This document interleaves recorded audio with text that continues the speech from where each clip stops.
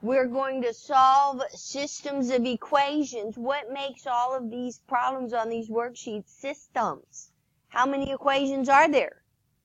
2, more than one. A system is more than one equation.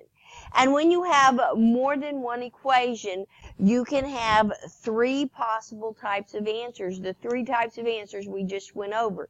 You can have one intersection point. If it's parallel lines, you will have no intersection points. If it's a line on top of another line, you will have infinite intersection points. Those are the only 3 things that can happen. And so, on your notes, the kinds of systems that we are looking at are linear systems. These are linear systems. How do I know they're linear? Do you see a power on X or Y? A squared or a third power or fourth power? Are there any powers? Are there any square roots? Are there any absolute values?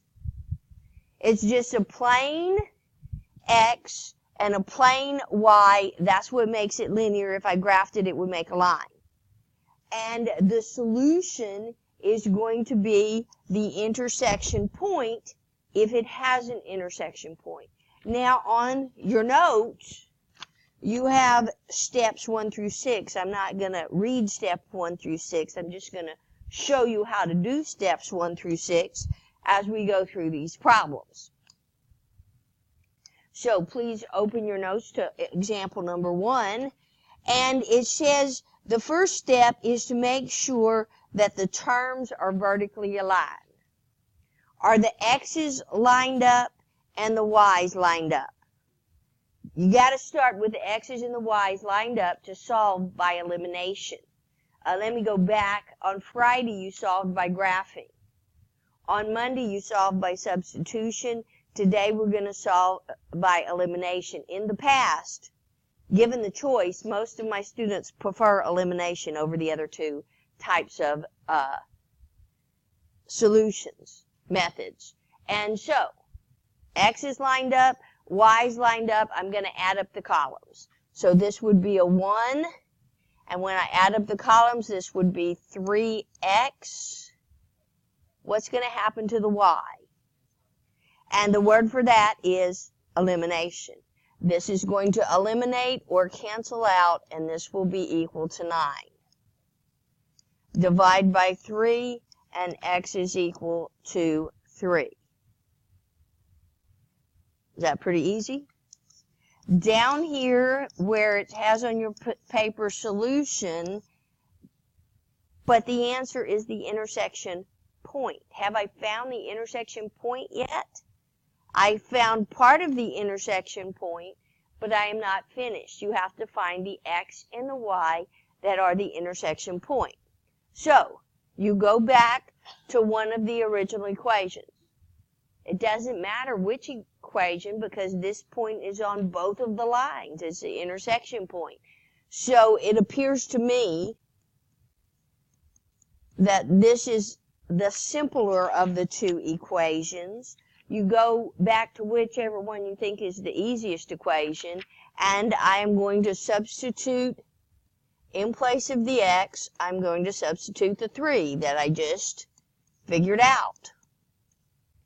And then I'm going to solve for Y.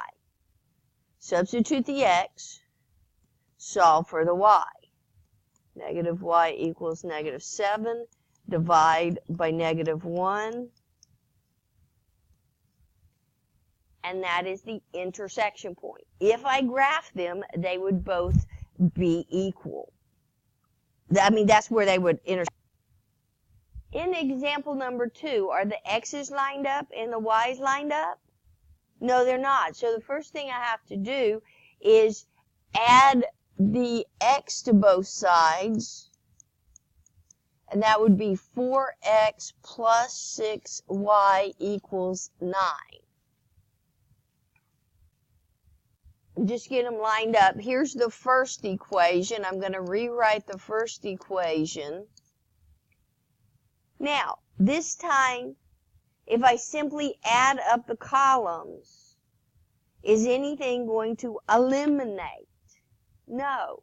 So I'm going to multiply by something to force either the X or the Y to eliminate, it's your choice. Which one do you want to eliminate? The X or the Y? Okay. If you want to eliminate the Y, if this is a positive 6, this has to be a negative 6 if the Y is going to eliminate. This has to be the same number with the opposite signs. What am I going to have to multiply by to get a negative 6 right here? So I'm going to multiply this by negative 2. If I multiply the left-hand side of the equation by negative 2, have to multiply the right-hand side of the equation by negative 2. So that's going to give me negative 4x minus 6y equals negative 8. Bring down the first equation.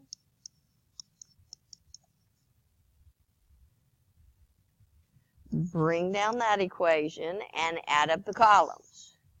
What's going to happen to the x's? What's that going to be equal to? 0. What happens when I add up these? That's eliminate. When eliminate means they add up to equal to 0. Is that true or false? So what does that mean?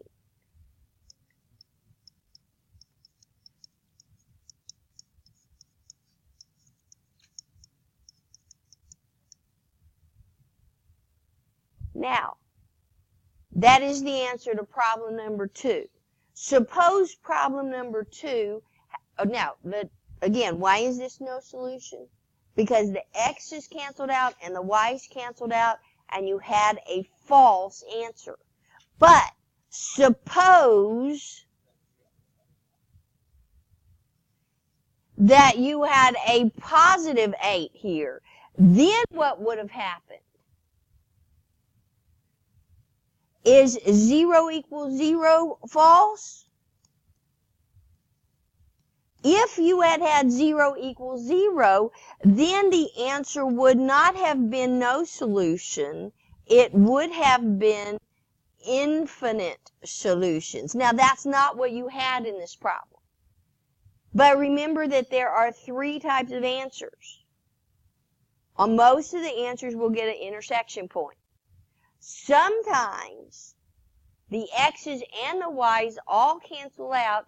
If the x's and the y's cancel out and you get a true statement, then there's infinite solutions, because that means that they were on the same line.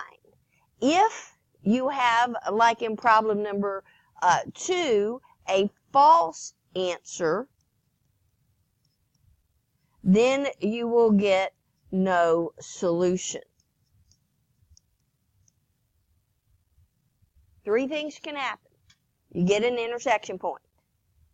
The x's and the y's cancel out and you get a false statement, then you will have no solution. If the x's and y's cancel out and you get something that's true, then you have infinite solutions. But most of the time, you will get an intersection point. So on problem number 3, what do you want to cancel out, the x or the y? Your choice. Y is a good choice because they already have the same coefficient number. I just need one positive and one negative. So I am going to multiply one of the equations by negative 1. If I multiply the first equation by negative 1, that's what I get. Bring down the second equation.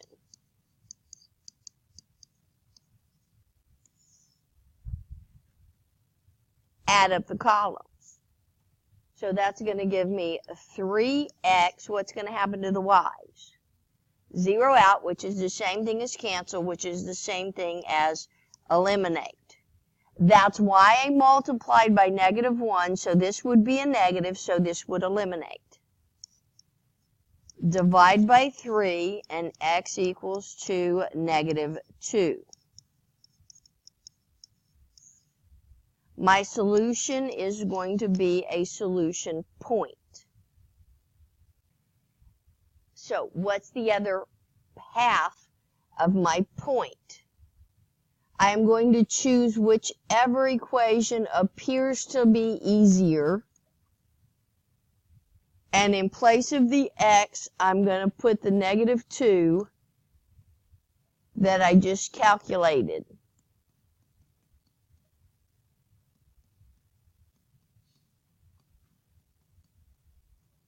And then I'm going to add 10 to both sides. 3y equals -9.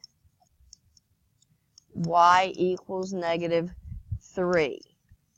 That is the intersection point.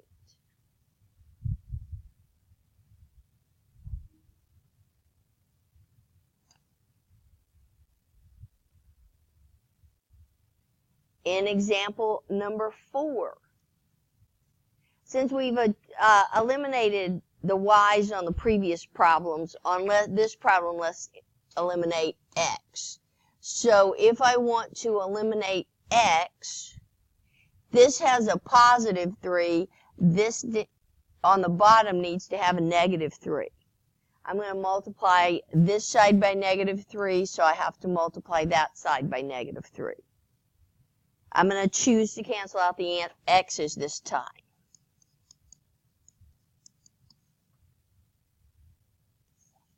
Bring down the first equation.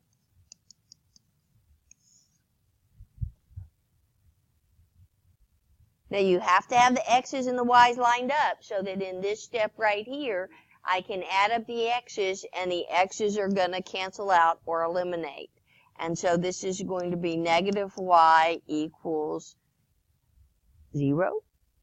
Can it equal 0? 0 is a perfectly good number.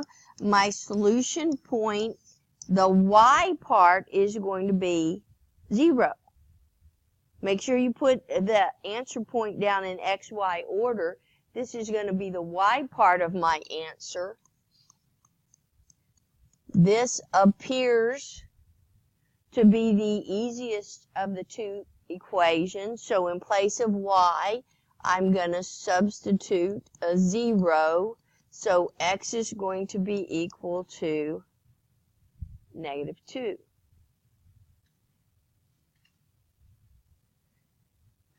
This should not be new. This should be something that you learned in Algebra 1 that we're reviewing, just like the substitution you did yesterday, just like the graphing you did on Friday. There are many, many different types of problems that you can solve using systems. This is just 2 examples of the type of problem you can solve during using systems. Let me remind you, in case you didn't notice, on the calendar that was up there at the beginning of class, on Friday we're going to have a test on systems. About 50% of the test is word problems. You cannot skip the word problems. Let's see if we can figure out how to do the word problems. The Ferris family paid $180 for 2 adult tickets and 3 child tickets to an amusement park, and the Smith family paid $105 for 1 adult ticket and 2 child tickets to the same park. What is the price of a child ticket? The first thing I've got to know is which variables are you going to use? Are you going to use X's and Y's? Or are you going to use something C for child and A for adult? What variables do you want to use? Okay, I like to use X and Y's also. And so what is the X going to stand for? Dollar for the adult tickets. How much does the adult ticket cost? So that means Y is going to be the dollars for the child ticket. This should be just... So, we have 2 families. The first family paid, they bought 2 adult tickets, so whatever the adult ticket cost, they had to multiply that by 2.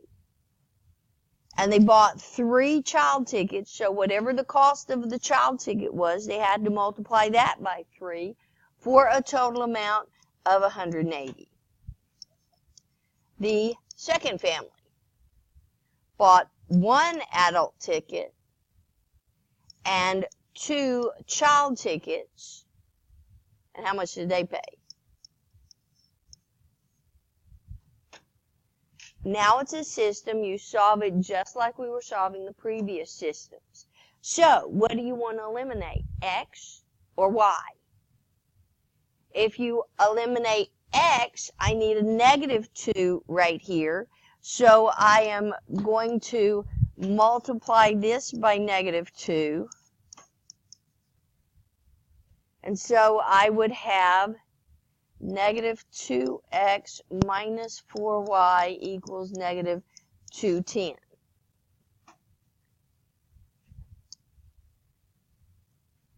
Minus 2x minus 4y equals -210. And what was the other equation?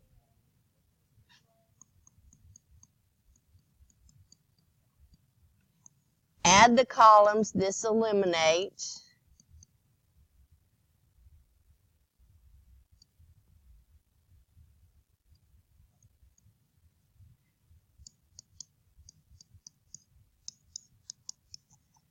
What did Y stand for?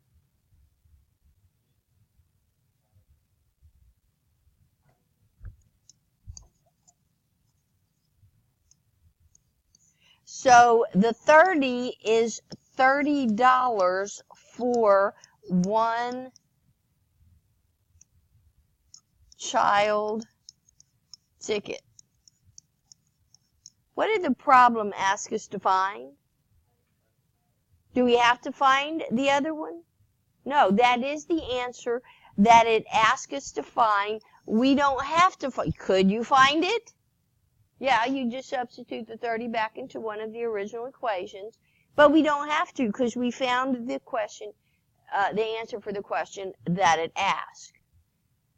So the next one is Aiden had a total of 20 nickels and quarters.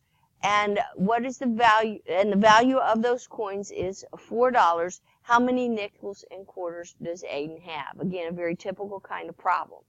So, do you want to use X's and Y's again? So, X would be the number of nickels, and Y would be the number of quarters, and the number of nickels plus the number of quarters is a total of 20 coins.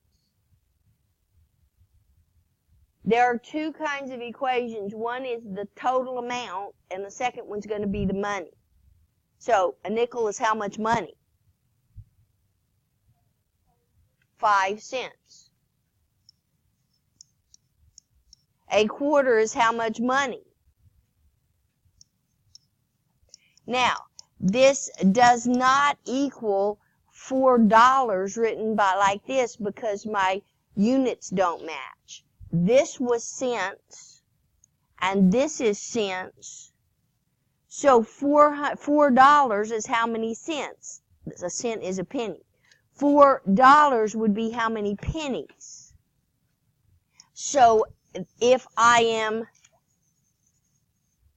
have these in cents, $4 is equal to 400 pennies. Or, if I put the decimal point in, then I have to put the decimal point in here, and I have to put the decimal point in there. You can do it either way, but the decimal, all those decimals are a little bit more difficult to work with, so it is easier to work with it in terms of cents. But I can't have $4 with the decimal point here if I don't have a decimal point on those. I have to have the units that are the same. Now, what do you want to choose to eliminate? The X's or the Y's? Heard somebody say X. So if I'm going to eliminate X, I'm going to need to multiply this equation by -5.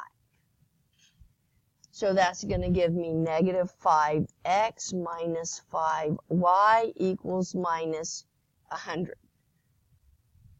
And the second equation was 5x plus 25y equals 400. 400 cents is equal to $4. The reason I multiplied that by negative 5, so that in this step right here, when I add those together, this is going to cancel out. When I add that together, I would get 20y equals 300. Divide by 20, and y is equal to 15. What did the y stand for? 15 is the number of quarters. How many total coins did I have? Did Aiden have? He had 20 coins. So if 15 of them are quarters, 5 is the number of nickels, because these have to add together to be equal to 20. You can go back over here, and in place of this, you can put x plus 15 equals 20 and solve it, and you will get 5 is the number of nickels. Or you can just kind of use common sense. Number 6 on your homework paper. Which variable do you want to eliminate? G or K? It's your choice. On this particular example, there's not one that's particularly easier than the other. So, just kind of a random choice. Which one do you want to eliminate? Did I copy that down correctly?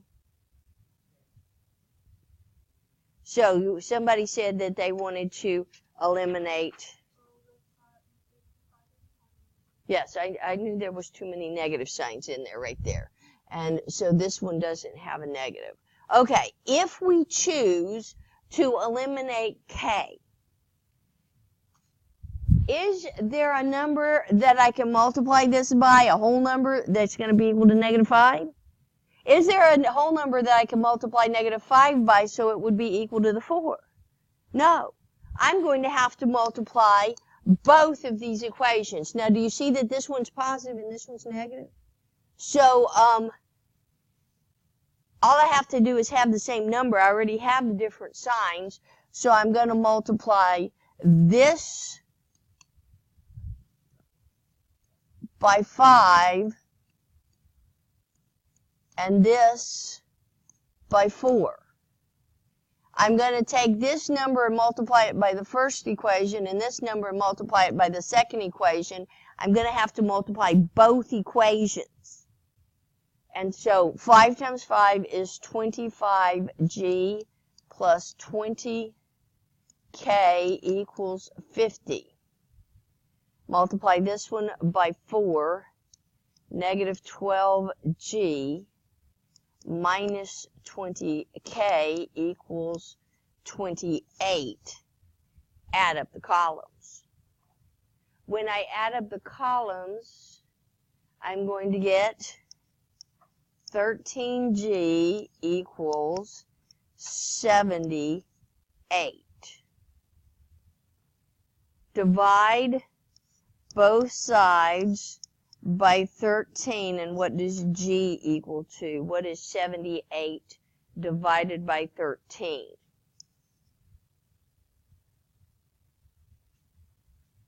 Next, choose one of the original equations. It doesn't matter which one, and in place of the g, I'm going to substitute that number that I just figured out. What number was it? A 6. So this would be 30 plus 4k equals 10. Subtract 30 from both sides. 4k equals negative 20. Divide both sides by 4k equals negative 5. So for my solution, I don't have x's and y's, so which one goes first? Well, you put them in alphabetical order. Unless you have some other kind of information to tell you some other reason, put them in alphabetical order, so which one's going to go first? What? G, and so then K. So, put them in alphabetical order if you don't have any other information.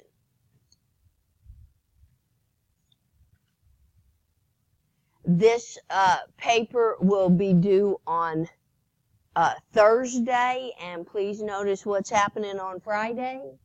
We're going to have a test on solving, and about half of the test is going to be word problems, so do not skip your word problems.